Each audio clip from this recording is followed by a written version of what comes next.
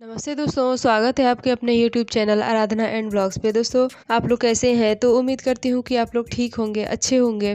दोस्तों, आज की वीडियो में हम बात करेंगे कि हमें मुख्य दरवाजे पर हमें पानी कब छिड़कना चाहिए। साथ ही अगर हम पीरियड में है तो क्या हम मुख्य दरवाजे पे हम पानी छिड़क सकते हैं या नहीं छिड़क सकते हैं, और हम क्या गाय को रोटी दे सकते हैं। अगर हमारा मासिक धर्म में हम है तो क्या हम गाय को रोटी दे सकते हैं। साथ ही साथ अगर हमारे घर में कोई भी नहीं है तो क्या हम पीरियड में खाना बना सकते हैं, रसोई घर में जा सकते हैं या फिर नहीं जा सकते हैं। साथ ही साथ अगर हम अपने दैनिक पूजा जो घर में करते हैं तो क्या एक आदमी अगर घर का एक सदस्य पूजा कर लिया है, भोग लगा दिया है, तो क्या जो दोबारा से व्यक्ति जाएगा पूजा करने के लिए उसे भी भोग लगाना चाहिए या फिर पूरे बर्तन को धोना चाहिए या फिर नहीं चाहिए।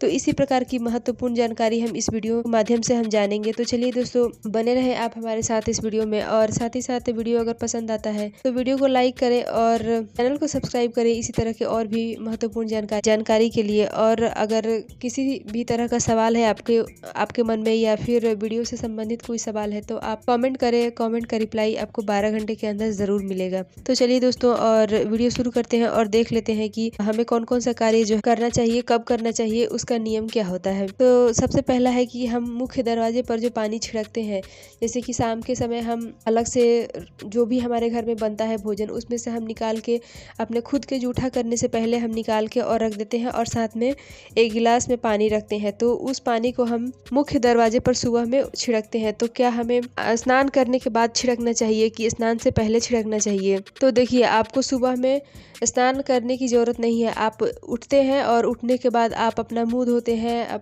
जो भी हाथों को देखते हैं, जो भी मंत्र बोलते हैं। अगर आप भी जानना चाहते हैं कि हमें सुबह में उठकर कौन कौन सा कार्य जो है ज़रूर करना चाहिए और सुबह में उठने के बाद हमें कौन सा मंत्र बोलना चाहिए, तो आप वीडियो देखना चाहते हैं तो मैं आई बटन में लिंक दे दूंगी, आप वहां से देख सकते हैं। तो आप जो भी करते हैं उसमें आपको स्नान करने की जरूरत नहीं है। जब भी आप मेन गेट का ताला खोलते हैं सुबह में उठ के, तो साथ में आप वो पानी भी लेते जाएं और मुख्य दरवाजे पे छिड़क दें। अब है कि क्या हम पीरियड में है तो क्या मुख्य दरवाजे पर पानी छिड़क सकते हैं? तो जी हाँ, बिल्कुल आप छिड़क सकते हैं, क्योंकि हम कोई पूजा नहीं कर रहे हैं। वो हम सिर्फ जो साफ सफाई का नियम होता है हम बस वही कर रहे हैं। और साथ ही ऐसा माना जाता है कि हमारे पूर्वज जो होते हैं मुख्य दरवाजे पे आके और बैठे रहते हैं, तो हमें उन्हीं को तृप्त करने के लिए वो पानी को छिड़कना चाहिए। तो आप ऐसा ना सोचे कि हम पीरियड में है तो हम नहीं छिड़क सकते हैं। जी बिल्कुल, आप छिड़क सकते हैं। अगला है कि पीरियड में क्या हम गाय को रोटी दे सकते हैं? जी बिल्कुल, आप गाय को रोटी दे सकते हैं, कोई दोष नहीं लगता है, क्योंकि आप पूजा नहीं कर रहे हैं। हमें बस पूजा से संबंधित चीज़ें और हमें भगवान की मूर्ति, फोटो, या फिर अगर आप सेपरेट घर है तो आप उसमें नहीं जाएंगे, लेकिन बाकी के कार्य आप कर सकते हैं, कोई दिक्कत नहीं है। अगला है कि क्या हमारे घर में कोई भी नहीं है तो क्या हमें पीरियड में खाना बनाना चाहिए या फिर नहीं बनाना चाहिए? देखिए, वैसे तो खाना नहीं बनाना चाहिए, लेकिन अगर आपके घर में कोई भी नहीं है, आप अकेले हैं, वैसे भी आजकल के लाइफस्टाइल में तो सब लोग अलग अलग ही रहते हैं, सेपरेट रहते हैं अपना फैमिली के साथ, मतलब एक हस्बैंड वाइफ और बच्चे हैं। तो ऐसे में आप क्या करें, और साथ ही अगर जिनके हस्बैंड को खाना बनाने आता है तो कोशिश करें कि उनके हस्बैंड सिर्फ अपने लिए तो बना ही लें, बाकी पूरे परिवार के लिए ना भी बनाएं। तो आप बोल दें अपने हस्बैंड को कि आप खुद के लिए बना लें और बाकी के लिए आप खुद भी बना सकती हैं। तो और अगर आपके हस्बैंड को भी खाना बनाने नहीं आता है तो आप करें, सबसे पहले अगर आप पीरियड में है तो आप स्नान करने के बाद ही आप रसोई में जाएं और जो भी खाना वगैरह बनाना है बनाएं। लेकिन इस चीज़ का विशेष ध्यान रखें कि आपको नहाना है, और हस्बैंड को खाना हम परोसते हैं वो हमें परोसना नहीं है। जैसे कि हम खाना निकाल के नहीं देंगे। अगर आप बना भी दिए हैं तो आप अपने हस्बैंड से बोलें कि आप खुद से निकाल के खा लीजिए। तो आप ऐसा कर सकते हैं, कोई दिक्कत नहीं है। अगला है कि क्या हम नॉनवेज खाने के बाद हमें पूजा कब करना चाहिए? तो देखिए, सबसे पहला है कि हमें तो नॉनवेज नहीं खाना चाहिए, सबसे पहली बात। लेकिन बहुत सारे लोग जो है नॉनवेज खाते हैं, तो ऐसे में हमें क्या करना चाहिए कि हम जिस दिन नॉनवेज खाते हैं उस दिन हमें पूजा या शाम का दीपक नहीं जलाना चाहिए। अगले दिन हमें जो है अपने सबसे पहले तो हम बाल धो के स्नान करेंगे। स्नान करने के बाद अपने घर को अच्छे से पोछा लगाएंगे, जो भी अगर मिट्टी का घर है आपका तो आप मिट्टी से लीप भी सकते हैं, और अगर मिट्टी का घर नहीं है, फर्श है, टाइल्स है, तो आप पोछा पूरे घर में स्नान करने के बाद ही पोछा लगाएं। ये चीज़ विशेष है, ये चीज़ ध्यान रखें कि आप स्नान करेंगे उसके बाद ही घर में पोछा लगाएंगे। पोछा लगाने के बाद आप अगले दिन पूजा ना करें, मतलब आज जैसे कि आज रात को और खाते हैं तो कल सुबह में पूजा हम नहीं करेंगे, उसके एक दिन बाद हम पूजा करेंगे। तो आप ये चीज़ ध्यान रखें। अगला है कि घर में एक सदस्य जो है वो पूजा कर लिए हैं, जैसे कि पूजा में पूजा वाली तो जो भी थाली होती है, बर्तन होते हैं, उसको हम धो लिए हैं, भगवान को भोग लगा दिए, दीपक जला दिए, तो क्या जो दूसरा व्यक्ति जाएगा उसको भी पूजा करना चाहिए, मतलब उसको भी बर्तन धोना चाहिए और क्या उसको भी भोग लगाना चाहिए? तो जी नहीं, ऐसा आपको करने की कोई भी ज़रूरत नहीं है। अगर साफ़ सुथरा है, सब पहले से मतलब आज के दिन ही किया गया है, तो आप उसे ना करें।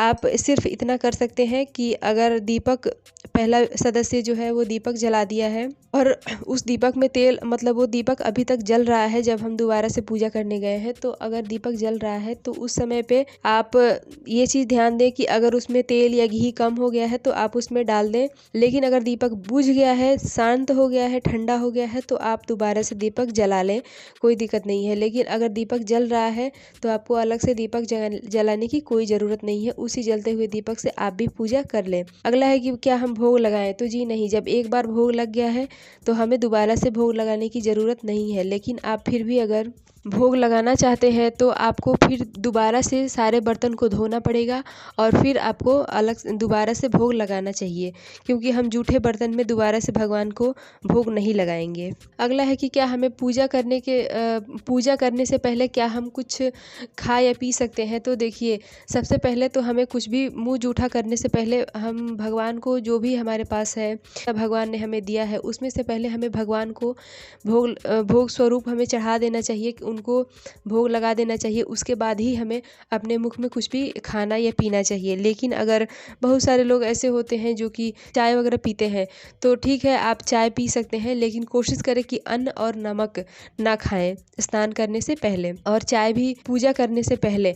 लेकिन अगर चाय भी आप पीते हैं तो ये ध्यान रखें कि आप स्नान करने के बाद पूजा करके उसके बाद ही चाय पिएंगे। ऐसा नहीं कि आप स्नान कर लिए फिर चाय पी लिए फिर पूजा करेंगे, जी नहीं, ऐसा नहीं करना है आपको।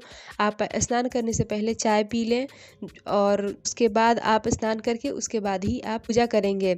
लेकिन स्नान करने से पहले आप अन्न और नमक दोनों नहीं खाएंगे, तभी आप दोबारा स्नान करने के बाद पूजा करेंगे। अगला है कि हमें अपने घर में कितनी बार झाड़ू लगाना चाहिए? तो देखिए, 2 बार तो ज़रूरी है। अगर आपके घर में छोटे बच्चे हैं तो आप 2-3 बार भी लगा सकते हैं, क्योंकि छोटे बच्चे होते हैं तो घर जल्दी ज़्यादा बार गंदा होता है, तो और हमें बार-बार झाड़ू लगाना पड़ता है। तो आप 2-3 बार 4 बार भी झाड़ू लगा सकते हैं, कोई परेशानी नहीं है। लेकिन अगर आपके घर में छोटे बच्चे नहीं हैं तो भी, और अगर हैं तो भी आपको 2 बार झाड़ू लगाना ज़रूरी है। एक तो सुबह में सूर्य उदय के पहले और शाम को सूर्य अस्त होने से पहले आप झाड़ू ज़रूर लगा लें। जैसे हम सुबह में माता लक्ष्मी को बुलाते हैं, उसी तरह से हम शाम को भी साफ सफाई करने के बाद जो शाम का दीपक जलाते हैं, तो उस समय मतलब उससे थोड़ा पहले, जैसे कि अभी दिन रहता है, सूर्य भगवान रहते हैं, तभी हमें झाड़ू लगा लेना चाहिए। हमें शाम के समय कभी भी झाड़ू नहीं लगाना चाहिए और ना ही झाड़ू को हमें छूना चाहिए। तो आप इन सब चीज़ों का ध्यान रखेंगे। तो दोस्तों, उम्मीद करती हूँ कि आपको ये जानकारी अच्छी लगी होगी और आपको ये वीडियो पसंद आई होगी। अगर आपको ये वीडियो पसंद आई है तो प्लीज़ हमारे चैनल को सब्सक्राइब करें। मिलती हूँ इसी तरह के एक और वीडियो के साथ, तब तक के लिए बाय।